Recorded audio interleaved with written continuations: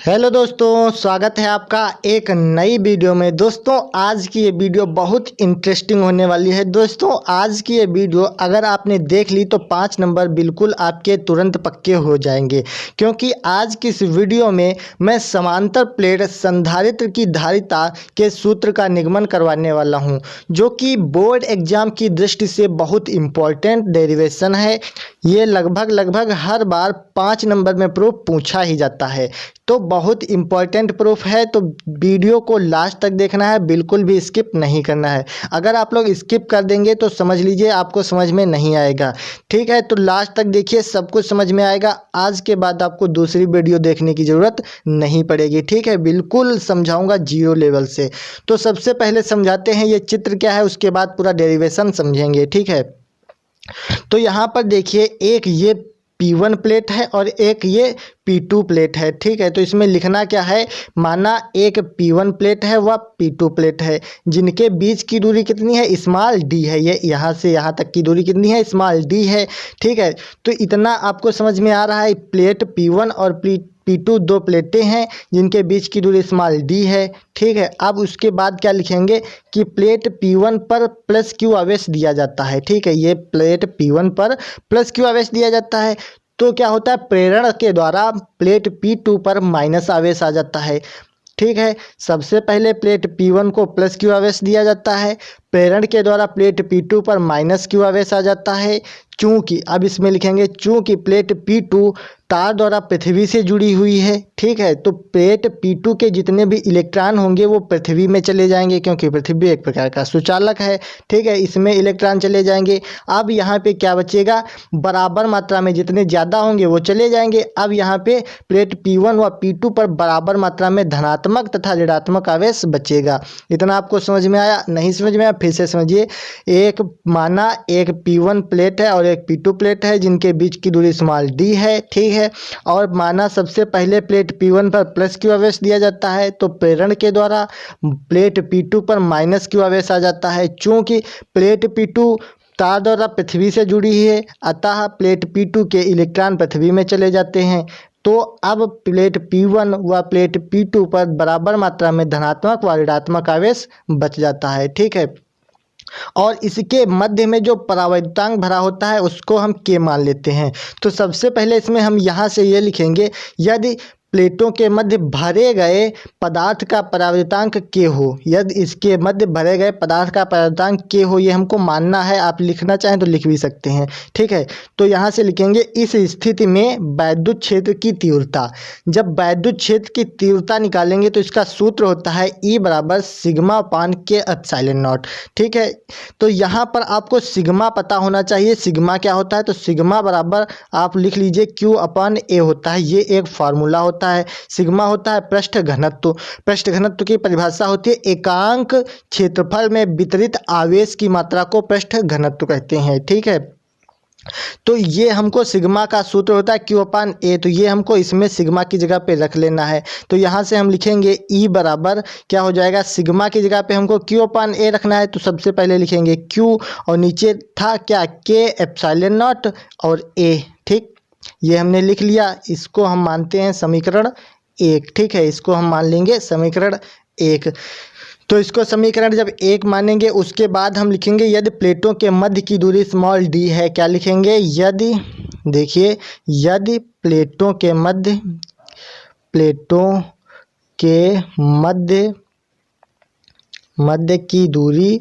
की दूरी small d है। आप लोगों को स्मॉल d बनाना है। ठीक, इस स्थिति में प्लेटों के मध्य विभवांतर क्या हो जाएगा, इस स्थिति में प्लेटों के मध्य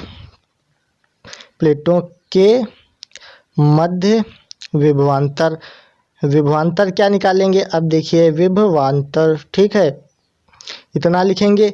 यहाँ से अब विभवांतर के लिए एक सूत्र आप लोगों को पता होना चाहिए। एक सूत्र होता है V बराबर E इंटू डी होता है, ठीक है। ये एक विभवांतर का सूत्र होता है। क्या सूत्र होगा? यदि प्लेटों के मध्य की दूरी स्मॉल डी है, ये प्लेटों के मध्य की दूरी स्मॉल डी है, इस स्थिति में प्लेटों के मध्य विभवांतर हमको इस सूत्र से निकालना है, V बराबर E इंटू डी से, ठीक है। तो सबसे पहले आप लोग ध्यान दीजिए कि E बराबर Q/K एप्सिलॉन नॉट A है और यहाँ पर हमको सिर्फ E का मान रखना है। तो E का मान ये ना रख के ये रखेंगे, क्योंकि ये इसके बराबर में है। तो समीकरण 1 से हम लिखेंगे समीकरण 1 से, ठीक। क्या लिखेंगे? V बराबर क्या हो जाएगा? E की जगह पे हमको ये मान रखना है, तो ये रख लेंगे Q into D upon K epsilon not A, ठीक। इतना हो गया। इसको मान लेते हैं समीकरण 2, क्योंकि ये समीकरण 1 था, इसको मान लिया समीकरण 2। अब इस स्थिति में हम लिखेंगे अतः संधारित्र की धारिता। क्या लिखेंगे? अब यहाँ से देखिए, अतः संधारित्र की धारिता। इसका एक सूत्र आपको पता होना चाहिए। संधारित्र की धारिता क्या होती है? C बराबर Q/V होती है। C बराबर Q/V संधारित्र की धारिता होती है। तो इस सूत्र में हमको C निकालना है, तो हमको Q पता नहीं है, V पता है। V हमने समीकरण 2 निकाला है, V बराबर Q into D K epsilon not A अपान में, ठीक है। तो ये हमको V का सूत्र यहाँ पर रखना पड़ेगा, तभी तो ये सूत्र फिल हो पाएगा।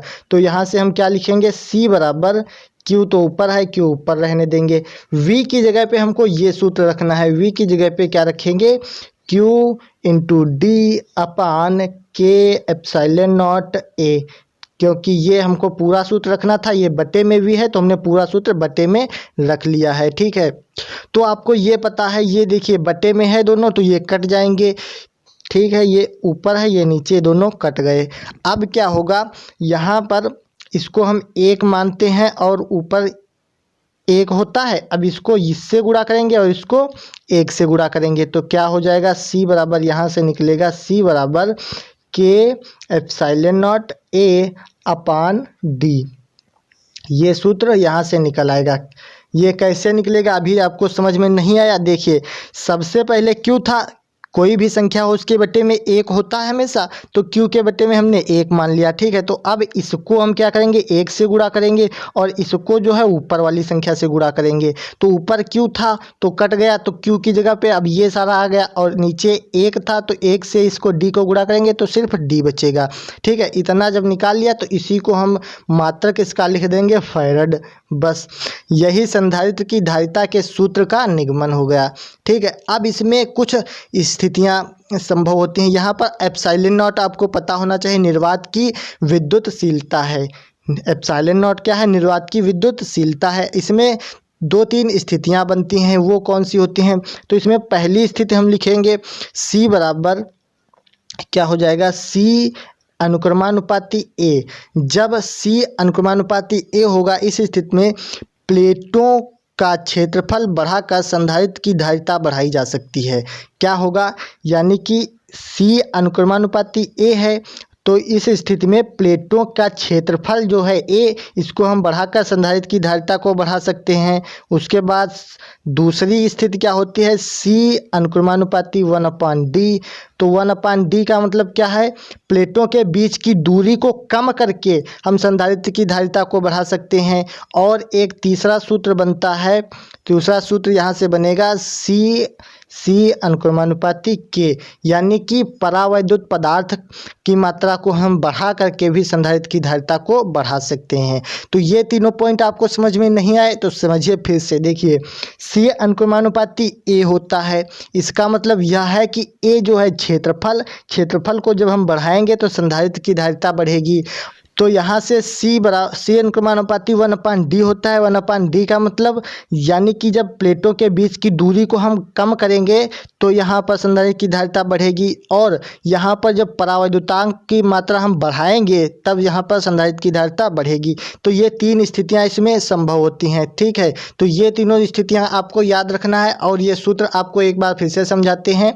सबसे पहले हम निकालेंगे इस स्थिति में विद्युत क्षेत्र की तीव्रता। E बराबर हो जाएगा sigma upon K epsilon not. Sigma बराबर होता है Q अपान A, तो वही सूत्र हमने रख दिया, E बराबर Q K epsilon not A। Sigma की जगह पे Q अपान A हमने रख दिया, इसको मान लिया समीकरण 1।